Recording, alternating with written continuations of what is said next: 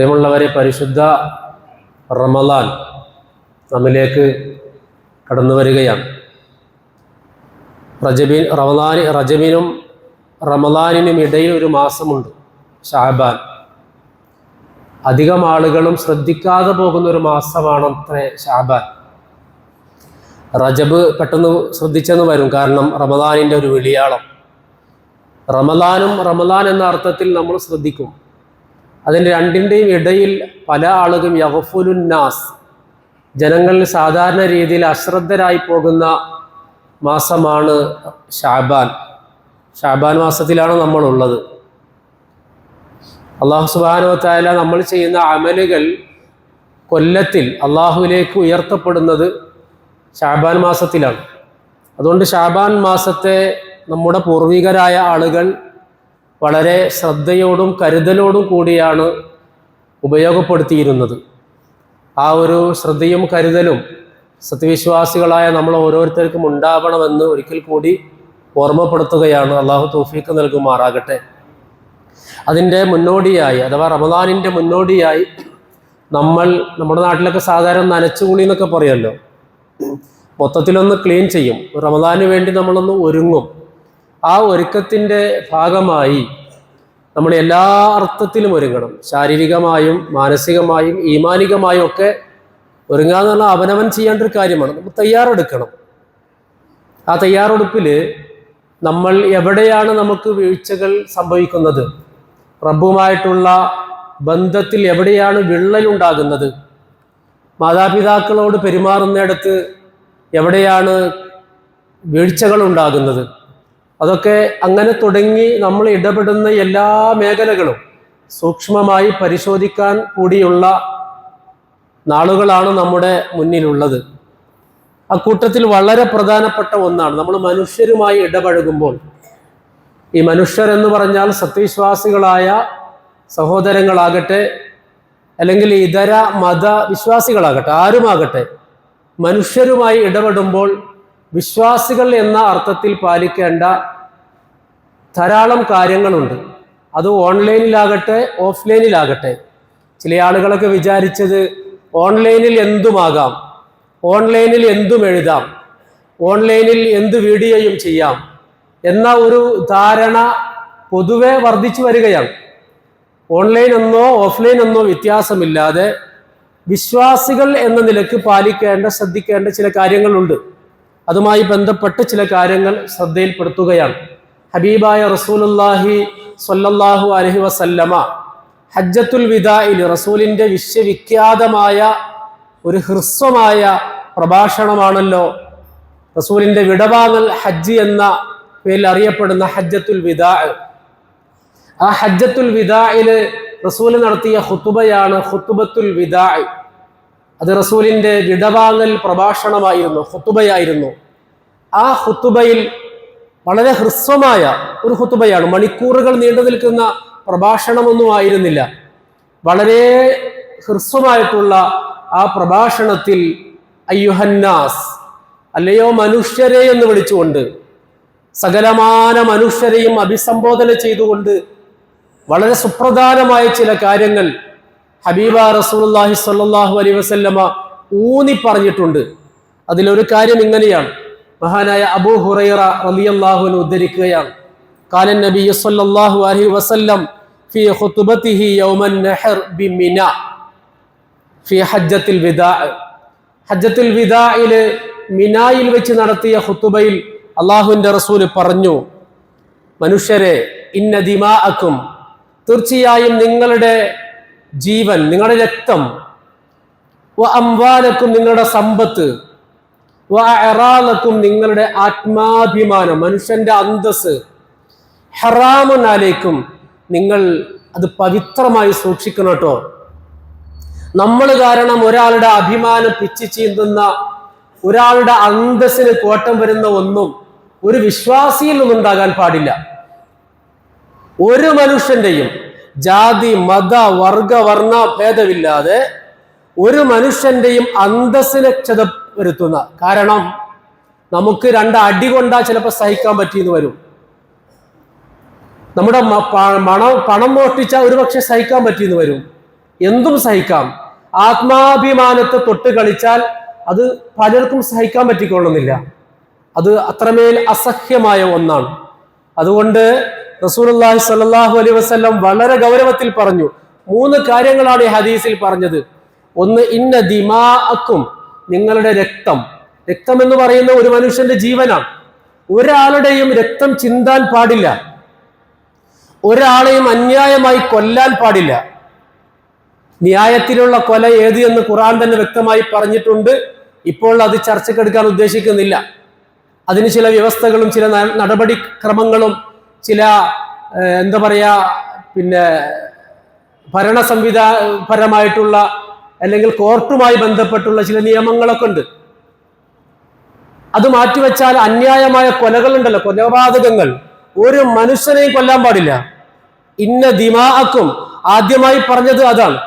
നിങ്ങളുടെ രക്തം, മനുഷ്യന്റെ ജീവൻ, അംവാലക്കും, മനുഷ്യന്റെ സമ്പത്ത്. ഒരാളുടെയും സമ്പത്ത് തട്ടിപ്പറിക്കാൻ പാടില്ല, അന്യായമായി കൈക്കലാക്കാൻ പാടില്ല. ജ്യേഷ്ഠന്മാരുടെ, അനുജന്മാരുടെ അല്ലെങ്കിൽ കുഞ്ഞുമാക്ക് നൽകേണ്ട, എളാമാക്ക് നൽകേണ്ട സ്വത്ത്, അമ്മാവന്റെ സ്വത്ത് അല്ലെങ്കിൽ മൂത്താപ്പാടെ മക്കൾക്ക് നൽകേണ്ട സ്വത്ത്, ഇങ്ങനെ ഏതെങ്കിലും വിധത്തിൽ ഗൾഫ് നാടുകളിൽ വളരെ വിശ്വസിച്ചുകൊണ്ട്, പണ്ടൊക്കെ വിശ്വസിച്ചുകൊണ്ട് വളരെ അർജന്റ് ആയതുകൊണ്ട് നാട്ടിലേക്ക് പോയി തന്റെ സുഹൃത്തിനെ ഏൽപ്പിച്ചു, എളാപ്പാടെ മകനെ ഏൽപ്പിച്ചു. 3-4 മാസം കഴിഞ്ഞ് തിരിച്ചു വരുമ്പോഴേക്ക് അതൊക്കെ സ്വന്തം പേരിലാക്കി പറ്റിച്ച കഥകൾ ഒരുപാട് നമ്മൾ കേട്ടിട്ടുണ്ട്. അതൊന്നും ഒരുപക്ഷെ ഇപ്പൊ നടക്കൂലായിരിക്കും. പക്ഷെ പുതിയ മോഡലിൽ, പുതിയ സ്റ്റൈലില് ഇതൊക്കെ ഇപ്പോഴും നടക്കുന്ന ഒരു കാര്യമാണ്. അതുകൊണ്ട് ഒരാളുടെ ഒരു ഹക്ക്, ഒരു അടിസ്ഥലമെങ്ങാനും ഒരു മനുഷ്യന്റെ സമ്പത്ത് മുതല് അന്യായമായി കൈക്കലാക്കിയിട്ടുണ്ടെങ്കിൽ ഭയപ്പെട്ടോളണം, പേടിച്ചോളണം. അത് അള്ളാഹുവിന്റെ കോടതിയിൽ ചോദ്യം ചെയ്യപ്പെടും. അപ്പൊ ഒരാളുടെയും സമ്പത്ത് അപഹരിക്കാൻ പാടില്ല. ഇതാണ് രണ്ടാമത്തെ കാര്യം. മൂന്നാമത് റസൂലുള്ളാഹി സ്വല്ലല്ലാഹു അലൈഹി വസല്ലം പറഞ്ഞു, വഅറാലക്കും, നിങ്ങളുടെ അഭിമാനം. ഒരാളുടെയും നമ്മളൊന്ന് ആലോചിച്ച് നോക്ക്, നമ്മളെ ഒരാൾ വഷളാക്കിയാൽ എങ്ങനെ ഉണ്ടാവും? 4 ആളെ മുന്നിൽ വെച്ചിട്ട്. ഞാനിപ്പോൾ നടക്കുന്ന സോഷ്യൽ മീഡിയ ട്രെൻഡായിട്ടുള്ള വാർത്തയെ കുറിച്ചല്ല ഞാൻ പറയുന്നത്.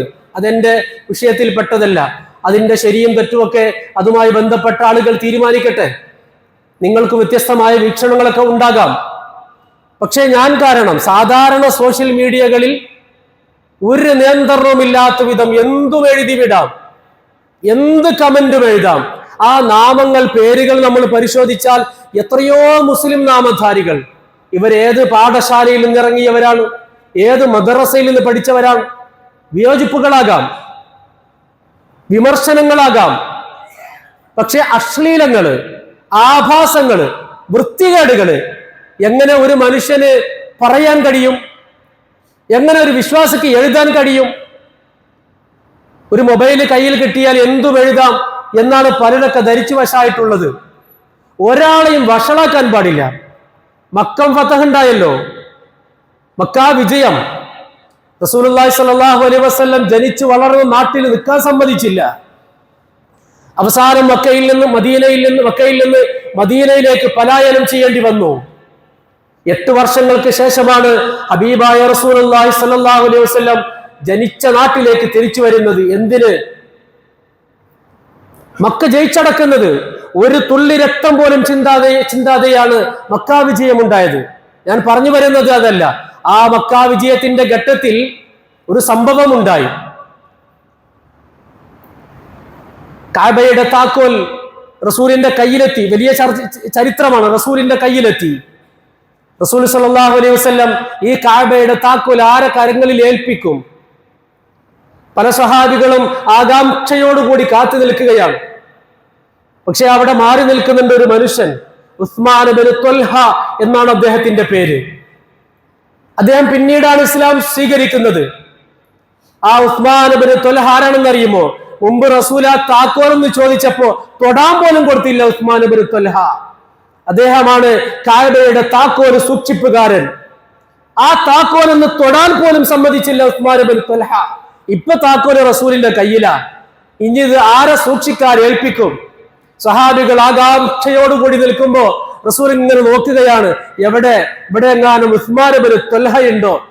റസൂല് കണ്ടു, ത്വൽഹയെ വിളിച്ചു. എന്നിട്ട് ആ ത്വൽഹയുടെ കയ്യിൽ ഉസ്മാൻ ഇബ്നു ത്വൽഹയുടെ കയ്യിൽ കഅബാലയത്തിന്റെ താക്കോല് കൊടുത്തു റസൂല് സ്വല്ലല്ലാഹു അലൈഹി വസല്ലം. സ്വഹാബികളൊക്കെ അത്ഭുത സ്തബ്ധരായി. ഒരു മുസ്ലിം അല്ലാത്ത മനുഷ്യന്റെ കയ്യിൽ. എന്താണെന്നറിയോ? ആ മനുഷ്യൻ വഷളാകാൻ പാടില്ല. ഇത്ര കാല അന്തസ്സോടോ അഭിമാനത്തോടു കൂടി വലിയ തലയെടുപ്പോടു കൂടി സൂക്ഷിച്ച ഈ താക്കോൽ എന്റെ കയ്യിൽ കിട്ടുമോ എന്നാലോചിച്ച് വിറങ്ങലിച്ചു നിൽക്കുന്ന ഒരു അമുസ്ലിമായ മനുഷ്യനെ വിളിച്ചിട്ട് റസൂൽ ഇത് നിങ്ങൾ സൂക്ഷിക്കണം എന്ന് പറഞ്ഞുകൊണ്ട് ആ മനുഷ്യന്റെ അന്തസ്സിന് അഭിമാനത്തിന് വില കൽപ്പിച്ച ഹബീബായ നബി മുഹമ്മദ് മുസ്തഫ സല്ലല്ലാഹു അലൈഹി വസല്ലം എത്രമേൽ മനുഷ്യന്റെ അന്തസ്സിന് വില പരിശുദ്ധ ഇസ്ലാം കൽപ്പിച്ചു. അപ്പൊ നമ്മൾ സോഷ്യൽ മീഡിയകളിലൂടെ എന്തെങ്കിലും കമന്റ് ഇടുമ്പോ ഒരാൾ എത്ര നല്ല കാര്യം പറഞ്ഞാലും ഞാൻ പറഞ്ഞുവല്ലോ, അതിനോട് നമുക്ക് വിയോജിക്കാം, ശക്തമായ എതിർപ്പ് രേഖപ്പെടുത്താം, സഭ്യമായ ഭാഷയിൽ. ഈ അസഭ്യങ്ങൾ എങ്ങനെ ഒരു വിശ്വാസിക്ക് വിളിച്ചു പറയാൻ കഴിയുന്നു? അതുകൊണ്ട് എന്റെ പ്രിയമുള്ള സഹോദരങ്ങളെ, അவ்விதം അസഭ്യം പറയുന്നവരാകരുത് നമ്മൾ ആരും. അത് നേരിട്ട് പറയുമ്പോൾ മാത്രമല്ല, സോഷ്യൽ മീഡിയകളിലൂടെ നമ്മൾ പറയാൻ പാടില്ല, എഴുതാൻ പാടില്ല. അത് നേരിട്ട് പറയുന്നത് പോലെയാണ് എന്ന് ഇനി മനസ്സിലാക്കിയിട്ടില്ലാത്തവർ മനസ്സിലാക്കണമെന്ന് എന്ന് ആത്മാർത്ഥമായി ഓർമ്മപ്പെടുത്തുകയാണ്. ഞാൻ പറഞ്ഞ ഹദീസ് തീർന്നില്ല. ഈ പവിത്രതയെ സംബന്ധിച്ച് പറഞ്ഞ റസൂല് പറഞ്ഞു, എത്രമേൽ പവിത്രമാണെന്നറിയോ? മനുഷ്യന്റെ അന്തസ്സും മനുഷ്യന്റെ രക്തവും മനുഷ്യന്റെ സമ്പത്തും കഹുറുമിത്തി യൗമിക്കും ഹദാ.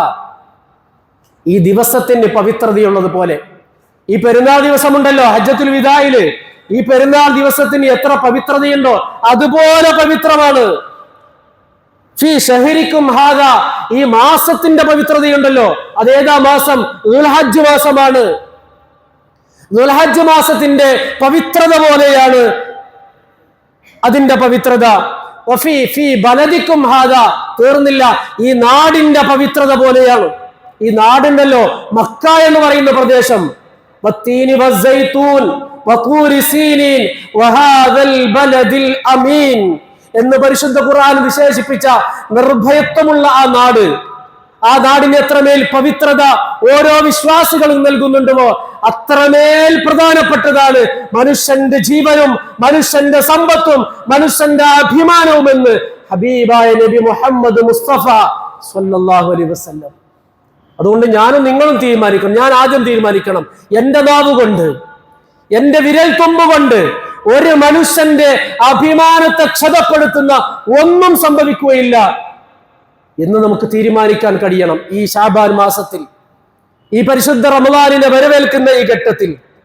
എന്ന് മാത്രമല്ല, റസൂലിന്റെ കഴിഞ്ഞ ഖുതുബയിൽ ഞാൻ സൂചിപ്പിച്ചുവല്ലോ, റസൂലിന്റെ ജീവിതത്തിൽ വളരെ പ്രധാനപ്പെട്ട ഒന്നായിരുന്നു, ഒരു മിറാക്കിളായിരുന്നു ഇസ്രാ മിഅ്റാജ് എന്ന് പറയുന്നത്.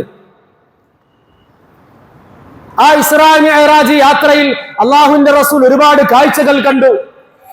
സ്വർഗം കണ്ടു, നേരിട്ട് കണ്ടു, നരകം നേരിട്ട് കണ്ടു. ആ നരകത്തിൽ അള്ളാഹുവിന്റെ റസൂൽ ചില കാഴ്ചകൾ കണ്ടു.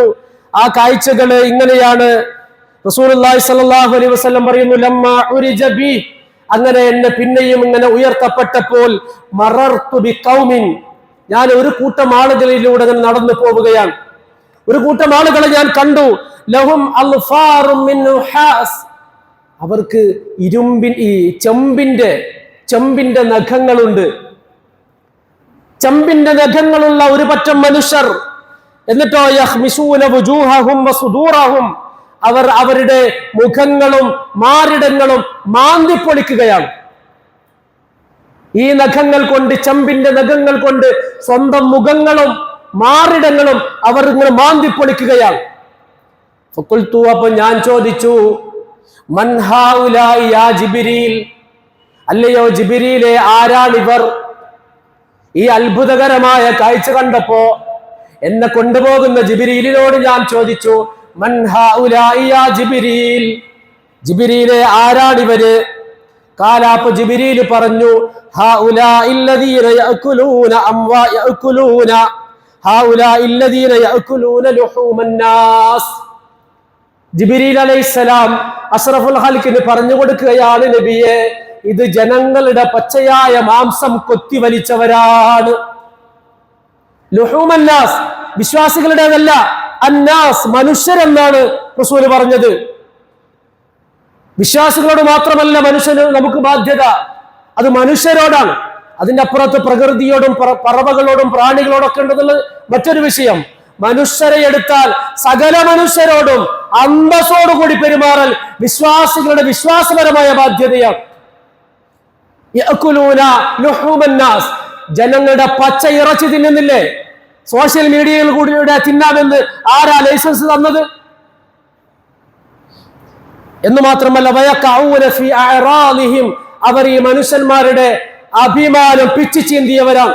അവർക്കുള്ള ശിക്ഷയാണത്. മനുഷ്യന്റെ അഭിമാനം കൊണ്ട് തട്ടിക്കളിച്ചവരാണ്, അവർക്കാണ് ഈ ശിക്ഷയുള്ളത് എന്ന് ആ യാത്രയിൽ കണ്ട കാഴ്ചയെ സംബന്ധിച്ച് ഹബീബായ റസൂലുള്ളാഹി സ്വല്ലല്ലാഹു അലൈഹി വസല്ലം ലോകത്തുള്ള മുഴുവൻ വിശ്വാസികളെയും പഠിപ്പിച്ചു. അതുകൊണ്ട് നമ്മുടെ നാവ് കൊണ്ട് ഒരാളെയും നോവിച്ചുകൂടാ, നമ്മുടെ വിരൽ തുമ്പ് കൊണ്ട് ഒരാളെയും നോവിച്ചുകൂടാ.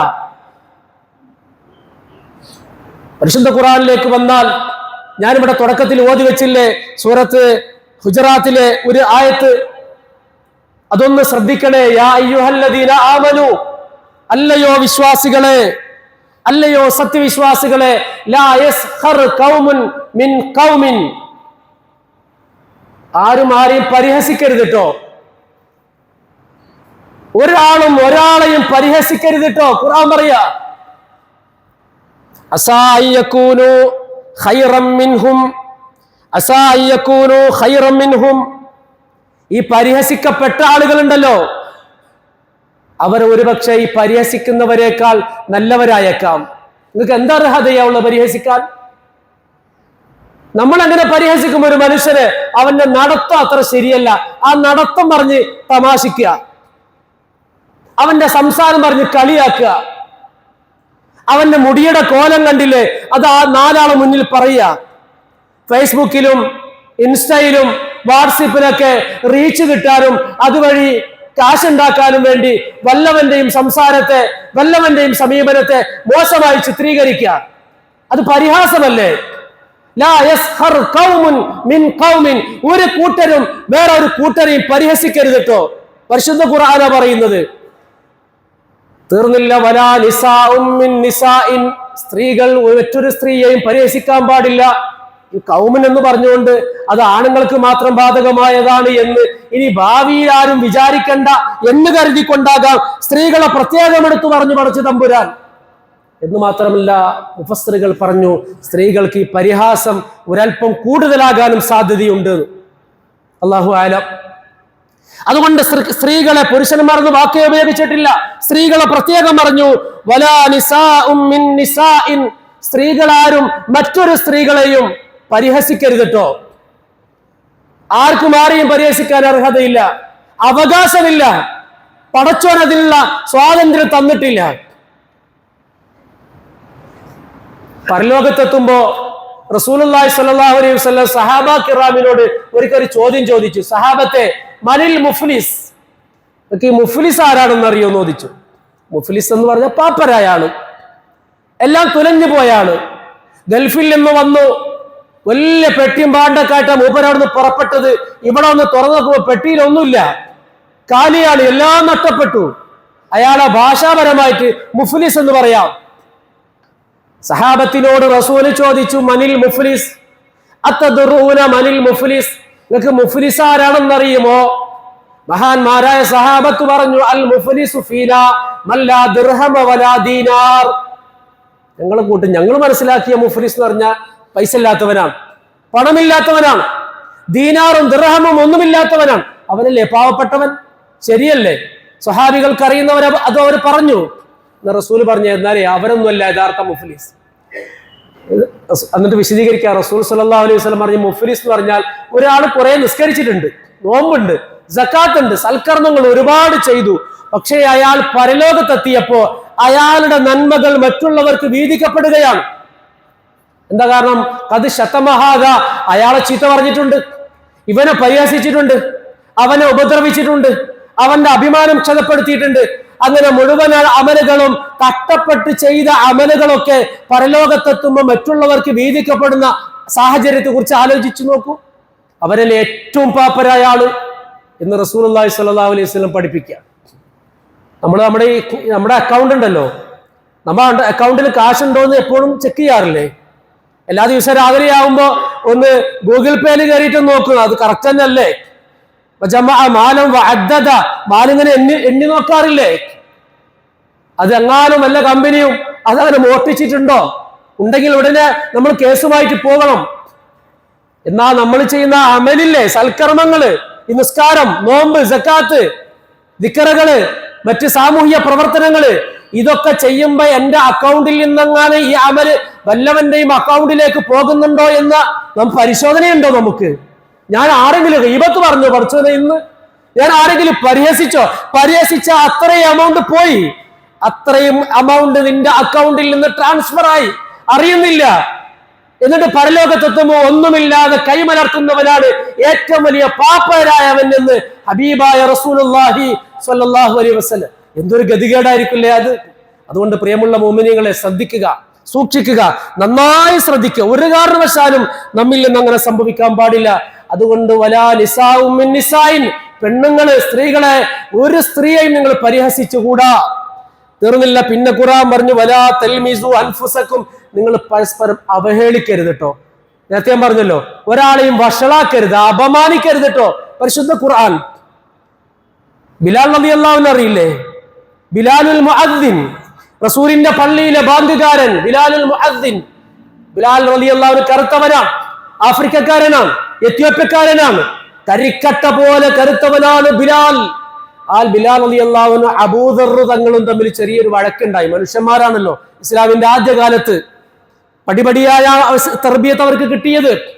അവർ ചെറിയൊരു വഴക്കുണ്ടായപ്പോ യാ ഇബ്ന സൗദ, പെട്ടെന്ന് ഈ വഴക്കിന്റെ ഇടയിൽ അബൂദർ റളിയല്ലാഹു അൻഹു ബിലാൽ റളിയല്ലാഹു അൻഹുവിന്റെ മുഖത്ത് നോക്കിയിട്ട് കറുത്തവളുടെ മോനെ എന്നാണ് വിളിച്ചു. എന്തും സഹിക്കാം അല്ലേ? അഭിമാനം തൊട്ട് കളിക്കുമ്പോ ആരും സഹിക്കൂല. അത് സഹിക്കാൻ പറ്റിയില്ല. ഉടനെ റസൂലിന്റെ അടുത്തെത്തി. റസൂലോട് പറഞ്ഞു, റസൂലെ, അബൂദർ എന്നെ ഇങ്ങനെ വിളിച്ചു, അത് ഭയങ്കര വിഷമമുണ്ടാക്കി. എന്നും എനിക്ക് സഹിക്കാമായിരുന്നു, പക്ഷെ ഈ വിളി എനിക്ക് സഹിച്ചില്ല. അബൂദറിനെ വിളിച്ചു റസൂല് സ്വല്ലല്ലാഹു അലൈഹി വസല്ലം. എന്നിട്ട് പറഞ്ഞു, അബൂദറെ ഇന്നക ഇംറഉൻ ഫീക ജാഹിലിയ, നിന്നിൽ ഇപ്പോഴും ജാഹിലിയത്ത് അവശേഷിക്കണമല്ലോ അബൂദറെ. ഇത് ജാഹിലിയത്താണ്, ഒരു അനിസ്ലാമിക സംസ്കാരമാണ് അബൂദർ എന്ന് അബൂദറുൽ ഗിഫാരി റളിയല്ലാഹു അൻഹുവിനെ ശാസിക്കുകയാണ് റസൂലുള്ളാഹി സ്വല്ലല്ലാഹു അലൈഹി വസല്ലം ചെയ്തത്. അതുകൊണ്ട് ആരും ആരെ കളിയാക്കരുത്. എന്നിട്ട് ഖുർആൻ പറഞ്ഞു വലാ തനാബസു ബിൽ അൽഖാബ്, ലഖബലമു വിളിക്കരുത്. ലഖബ് എന്ന് പറഞ്ഞാൽ കുറ്റപ്പേരുണ്ടാവുമല്ലോ, ഇരട്ടപ്പേരുണ്ടാവുമല്ലോ. ഒരാൾ ഇഷ്ടപ്പെടാത്ത ഇരട്ടപ്പേര് ഒരാളെ വിളിക്കാൻ പാടില്ല. അത് വ്യക്തികളെ മാത്രമല്ല, ഇങ്ങനെ നമ്മൾ വിളിക്കില്ലേ, ഈ സമസ്തക്കാരെന്താ വിളിക്കുക? ചില ആളുകൾ ഖുറാഫി എന്ന് വിളിക്കും. പ്രിയമുള്ള മുഅ്മിനീങ്ങളെ, വിളിക്കാൻ പാടില്ല, ഖുറാഫി എന്ന് വിളിക്കാൻ പാടില്ല. കാരണം ഒരു സമസ്തക്കാരൻ ഖുറാഫി എന്ന വിളിയെ അവൻ ഇഷ്ടപ്പെടുന്നില്ല. അവൻ ഇഷ്ടപ്പെടാത്ത വിളി നിങ്ങൾ എങ്ങനെ വിളിക്കും? വഹാബി എന്ന് വിളിക്കല് അവർ ഇഷ്ടപ്പെടുന്നില്ലെങ്കിൽ വഹാബി എന്ന് വിളിക്കാൻ പാടില്ല. വഹാബി എന്ന് പറയുന്നത് ഒരു വ്യക്തിയിലേക്ക് ചേർത്തുകൊണ്ട് പറയുന്നതാ. അഭിസംബോധന ചെയ്യാൻ ഒരു മുസ്ലിമിന് പാടില്ല. നിങ്ങൾ അവരെ സലഫികളെന്നോ അവർ ഏത് പേരിലാണ് ഇഷ്ടപ്പെടുന്നത് അതേ പേരിൽ അവർ വിളിക്കാൻ പാടുള്ളൂ. മൗദൂദികൾ എന്ന് വിളിക്കാൻ പാടില്ല. അറിയാതെ വിളിച്ചു പോയതെങ്കിൽ അതിന് പശ്ചാത്തപിക്കണം. മൗദൂദി എന്ന് പറയുന്നത് ലോകം കണ്ട ഉജ്ജ്വലനായ ഒരു പണ്ഡിതനാണ്, ഒരു പരിഷ്കർത്താവാണ്, ഒരു നവോത്ഥാന നായകനാണ് സയ്യിദ് അബുൽ അഅ്ല മൗദൂദി റഹിമഹുല്ലാഹ്. അദ്ദേഹം എന്ന വ്യക്തിയിലേക്ക് ചേർത്തുകൊണ്ട് മൗദൂദികൾ എന്ന് ആരെങ്കിലും വിളിക്കുന്നുവെങ്കിൽ അറിയാതെ വിളിച്ചത് പോകട്ടെ, അറിഞ്ഞുകൊണ്ട് വിളിക്കുന്നുവെങ്കിൽ പരലോകത്ത് പടച്ചവന്റെ കോടതിയിൽ സമാധാനം പറയേണ്ടി വരും. കാരണം ഒരു മൗദൂദിയൻ ദീനല്ല അവർ പ്രതിനിധാനം ചെയ്യുന്നത്. അവർ മുഹമ്മദിയരല്ല, അവർ റബ്ബാനികളാണ്, റബ്ബിന്റെ ആൾക്കാരെന്നാണ് ഓരോ മുസ്ലിമിനെയും അഭിസംബോധന ചെയ്യേണ്ടത്, റബ്ബിന്റെ ആൾക്കാരെന്ന്. അതുകൊണ്ട് മൗദൂദികൾ എന്നോ വഹാബികൾ എന്ന് എനിക്കറിയില്ല, ഇഷ്ടപ്പെടുന്നില്ലെങ്കിൽ വഹാബികൾ എന്നോ ഖുറാഫികൾ എന്നോ വിളിക്കാൻ പാടില്ല. മാന്യമായി വിളിക്കൂ. ഖുറാഫികൾ എന്ന് വിളിച്ച ആരെങ്കിലും പിന്നെ നിങ്ങളെ സംസാരം കേൾക്കുമോ?